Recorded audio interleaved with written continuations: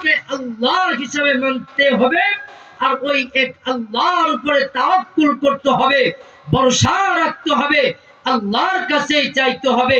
সমস্ত কিছু পূরণ করে দিবেন আল্লাহ। আল্লাহ বলেন আল্লাহু গানিয়ুন ওয়া আনতুমুল ফুকারা, আল্লাহ হলেন সর্বশ্রেষ্ঠ ধনী, তার উপরে কোনো ধনী নাই। আর আমরা যারা আছি সব গরিব, ফকির, মিসকিন। আমাদের কাছে যা আছে এটা তো একটু কিছু সময়ের জন্য একটু পাহারা দিতে দিয়েছেন, হ্যাঁ, ক্ষণিক সময়ের জন্য, এখন আছে একটু পরে নাই। এজন্য আল্লাহ দিয়েছেন। আমরা যদি কেউ অহংকার করি, আমার সম্পদের অভাব নাই, আমার অর্থের অভাব নাই, আমার জনবলের অভাব নাই, কানটা পরিষ্কার করে শুনে রাখেন, যে আল্লাহ দিয়েছে ওই আল্লাহ নিতেও কিন্তু সময় নেয় না। সময় নেয়? কথা বলে সময় নেয়?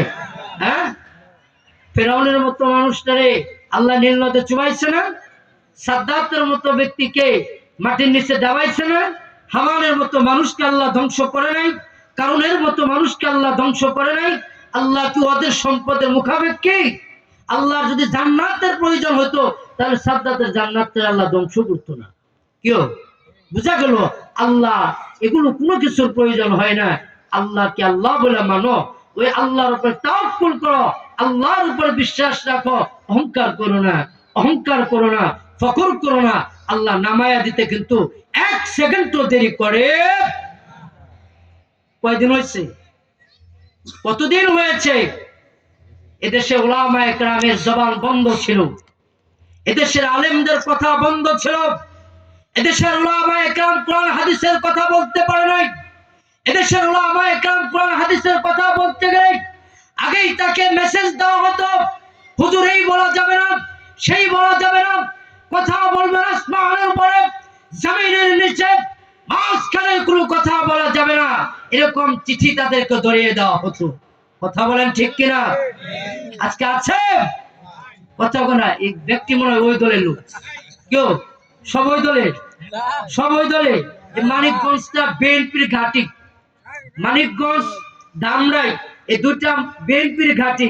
একমাত্র এই সময় এসে বিনা নির্বাচনে এগুলো অন্য দলে গেছে। এগুলো তাছাড়া কখনোই বিএনপির হাত ছাড়া হয় নাই। বিএনপির হাত ছাড়া হয়েছে? হয় নাই। এটা বিএনপির ঘাঁটি। আমি কোনো বিএনপির কথাও বলি না। আমি বলতে চাই, এত ক্ষমতা, এত পাওয়ার, তুমি সব জায়গায় ক্ষমতা দেখাইলা, আল্লাহ তোমার একটু দেখাইছে না? আল্লাহ দেখায় নাই? দেখায় নাই? আল্লাহ দেখাইছে। আল্লাহ এমন দেখাইছে, আল্লাহ পিটা মাটি ছাড়া করে দিয়েছে।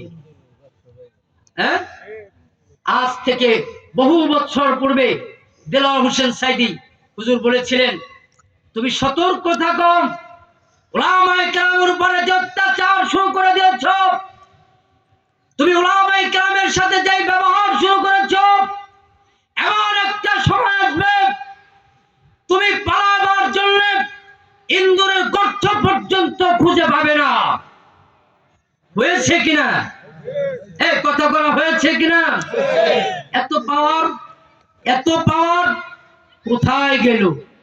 আর আমাদের ডায়লগ ম্যান, আমাদের ডায়লগ ম্যান যিনি মাঝে মাঝে বলেন ভালো হয়ে যাও মাসুদ, কি অভিনয় তার, ভালো হয়ে যাও মাসুদ।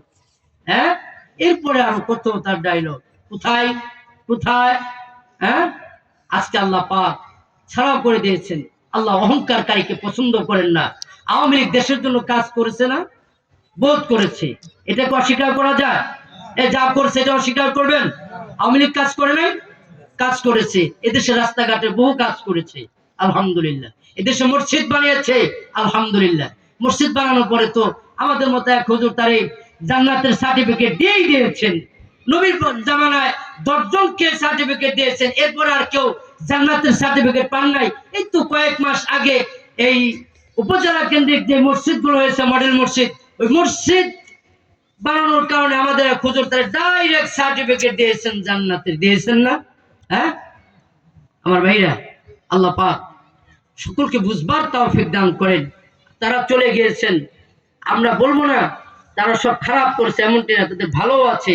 তবে আমাদের উচিত শিক্ষা নেওয়া যে আমরা যদি এরকম করি তাহলে এর চাইতে আমাদের অবস্থা আরো ভয়াবহ হবে। কি হবে? ভয়াবহ হবে। একটু তাকবীর দেই। নারায়ে তাকবীর, আল্লাহু আকবার, নারায়ে তাকবীর। আল্লাহু আকবার। প্রধান বক্তার আগমন, শুভেচ্ছার স্বাগতম, প্রধান বক্তার আগমন। শুভেচ্ছার স্বাগতম। আল্লাহ তাআলা আমাদেরকে এই কথাগুলো বুঝার তৌফিক দান করেন। আল্লাহ পাক আমাদেরকে এই গুনাহগুলো নিজের